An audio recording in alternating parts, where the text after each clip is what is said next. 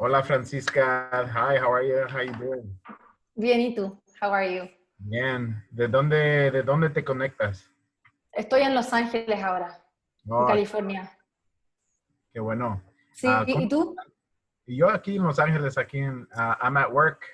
That's why you can see all the. I love the Pixies poster, me gusta. Está bueno. I think Guillermo and the rest of the team also have their own versions of that Pixie poster. Soy una fan, me encantan. What it invited you? They played I think last year. They did, yeah. I wasn't here, but my Vicente, my partner, went. He did go. Oh, cool. I might have met him then. Sí. Sí. So how are you in during all this pandemic? How are you coping? How's your mental health doing? Are you being able to get through it? Thank you for asking. I'm good. I have, a wonderful space. I'm lucky I'm in quarantine in a place I have my stuff, my room, my internet, I'm in a safe spot. I'm healthy, my family's healthy, so I think that keeps me 99.9% tranquila y feliz.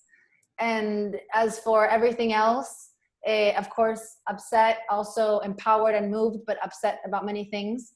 And trying to stay como informed, aware, active, participating, y también not no obsessiva, not obsessing with being productive or anything. I think if I'm able to put stuff together and work, that's great. If not, that's okay too. Como it's not about us and me in this situation. It's about the world, and everyone's going through this crazy thing. So, tranquila y agradecida. That's good. Have you been able to stay with your partner? Are you guys separated? Or are you guys? We're together. We were actually in Ciudad de Mexico when all this broke out. We were going to be on tour there, but we came back to LA and have been home and safe, and our families are good as well. So that's good. How about you? That's good. Yeah, I got lucky that my partner also, she's with me. Right. She went back home for the week, and it's been kind of crazy. I'm like, oh, I wouldn't be able to do the whole pandemic without her, you know? No, of course. I think we're really lucky if we're at home with someone else that we get along with and we enjoy and we love, especially. I mean, how lucky. So yeah, we've been good. And I think it's also been weird because for many musicians, there's these two things that happen. On the one hand, you're used to having periods of time where you're creative and isolated. But now it's this kind of forced isolation, which is interesting, to be creative or not. And then in our case, we had a whole bunch of stuff, as many people lined up, and now I don't have any travels, and I think I haven't been in that situation for many, many years. So it's also kind of this unique reinvention and seeing how what we make and who we are can actually translate to other spaces and platforms, whether digital or creatively or collectively, all these things. Yeah, I was gonna ask you about that. How has this pandemic and being inside challenged your creativity? How has it helped you like kind of think outside the box? In the sense of like the performance stuff, it's been an interesting adaptation just because I think I'm happy that I'm genuinely interested in like the audiovisual stuff. So I like to make videos. I've directed videos. I'm interested in that and I'm curious. So it's not that much of a stretch to be like, oh, I'm going to put together a set and try to film it and edit it and do color correction and all these kind of little things that have to do with the chain of creative audiovisual products. So I'm doing that kind of stuff and taking my time, but learning how to do that, and I've done a few. Hence the sparkles in the back, as you can see, of my personal stage. But I think also one of the biggest challenges has been to, I don't know, figure out what comes next. Again, I'm trying to keep always a good perspective, because I think if you are possible, able to stay home, and in my case, I'm not in a survival moment. And I think just to acknowledge that has been like, I can, create, I can put together stuff. My team's okay. So I'm more concerned actually about people I work with that, especially in Chile and Latin America, that are in very precarious conditions, because it's already precarious industries there. So I don't know. The challenge has been, I guess, like in a practical sense, trying to figure out the projects and the calendar and the timing and time management and, like having to end up having to go buy or order like a gazillion audiovisual stuffs and stands, and everyone's like, put your cell phone here, put this here, and I'm like, I don't have a selfie stick. So that's been a new thing, but son pelos de la cola, como se dice. That's tiny stuff. It doesn't matter. And just reading a lot, learning, taking the time to be thoughtful and create stuff that is honest and from the heart in the end. Yeah. What have you been doing with that extra free time, when you're not working on music? What kind of books have you been reading? Any other music that you gotten into that you kind of like lost touch with, and now you're like, hey, I could, enjoy a full album now? That has happened 100%. Como que I haven't listened to full albums the way I am now since I was in high school, probably. Like that kind of luxurious extra time in the evenings. So yeah, I've been reading a lot. I like poetry a lot, so I've been going back to a lot of poets I loved, whether like Mary Oliver, Alejandra Pizarnik, Cecilia Vicuña, which I just got actually a compilation of Mapuche poetry, which I hadn't read. And I've been reading also like bestsellers. I read Normal People recently. I've been reading some Margaret Atwood, Fernando Pessoa. I just got one of his journals too. So all sorts of stuff. And then a lot of a lot of conversations with people, checking in with friends and being available to that, and a lot of Netflix. Like I have nothing else to watch. I've seen everything, all of it. I've seen all of it. I've seen all of it. The game. We've all beat the game by now. It's like all of it. So yeah. I wonder if we're ever going to get to the point where Netflix is just like, well, we got nothing else for you. I mean, I can always go back to Bob Ross, to be honest. Just watch Bob Ross. And his positivity. His positivity and learning how to paint trees and listen to him talk about squirrels. Yeah. And make mistakes, but they're happy accidents. Happy accidents, exactly, yeah. And so once all this is over, once it kind of goes back to normal, is there something you're looking forward to, something you want to plan that isn't music related? Just seeing, I think, friends and stuff. But I think also to be honest, I think my biggest fear is how people are hurting. I think I don't want to get dark, but it's true. And it's something I think that discomfort we should all be facing constantly. It's like the fact that there is already, and there only will be more instability if, our leaderships, whether in the US or Chile or Mexico or wherever is the place, aren't responsible and aren't, really activated by their populations, the potential harm to their population.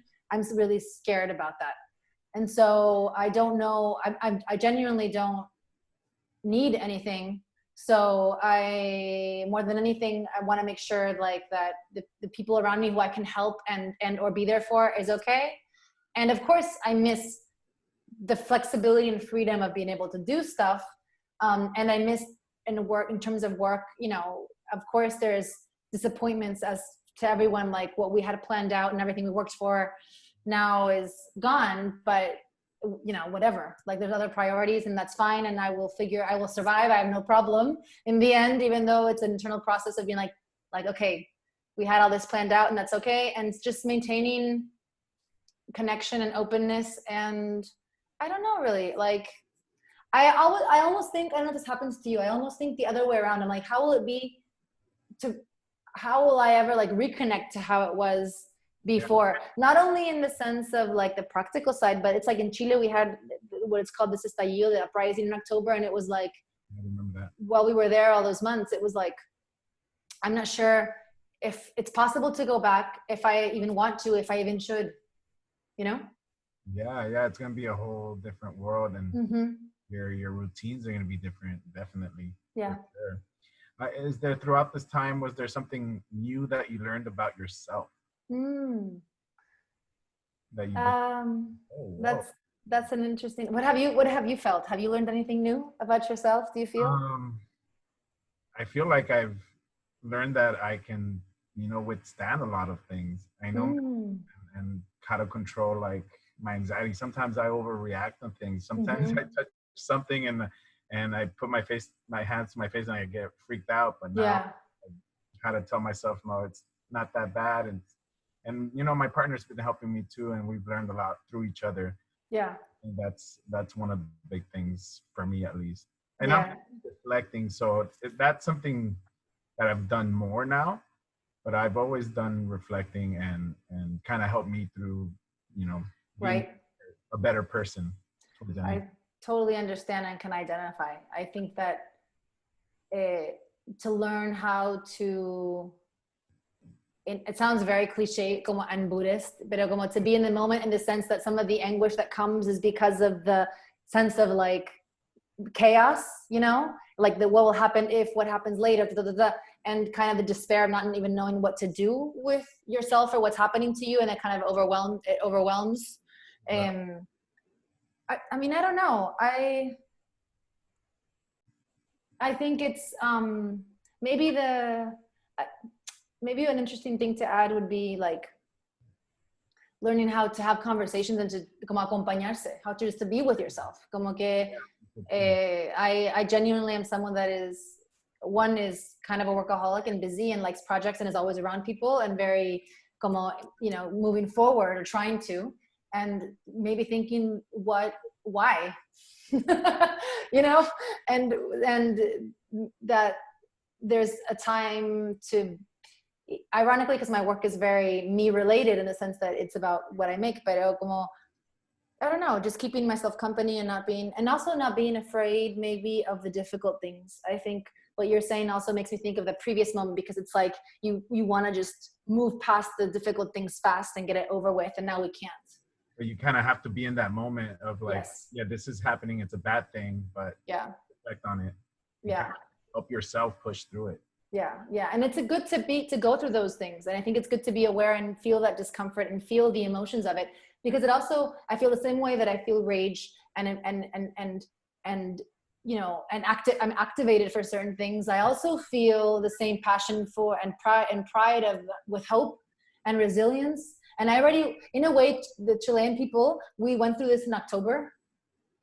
And I want to say that in October, I think for me personally, it was just different physically because I was in the middle of a city where it was happening outside of my door, literally outside of my door. Whereas here in LA, it's been a different thing, like a different rhythm. The city is different and the mobilization is different. The leadership's different. It's been really, really, as much as it's been horrifying and frustrating and wrong in many ways, especially in all the police brutality, the militarization of the police, the oppression, all these things that come into the light when people manifest themselves. At the same time, you see all these beautiful things and these incredible things. And I think part of that transformation, the revolution is like outside, but it's also inside, no? It is. You got to change the way you are too. And that's another thing. It's like, oh, I guess I didn't pay attention to this group of people as much as I thought I did. And maybe I should more in the future and just kind of get better that way. Mm-hmm. Yeah. You know? Yeah. Totally. Mm-hmm. And you know, this is my first time at the LAMC, and I don't know. I'm pretty sure you're a veteran. What do you think about the LAMC this year? What are your thoughts? I think it's great that there's initiatives that are for the whole region, and they are.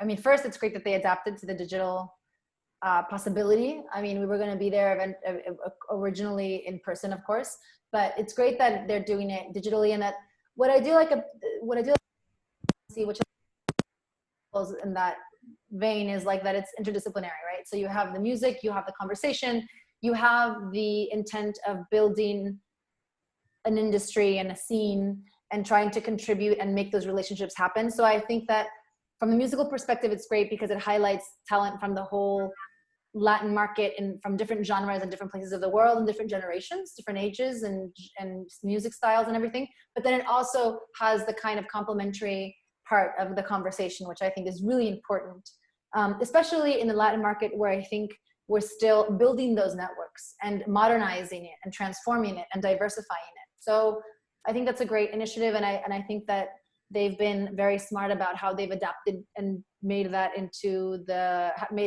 internet streaming slash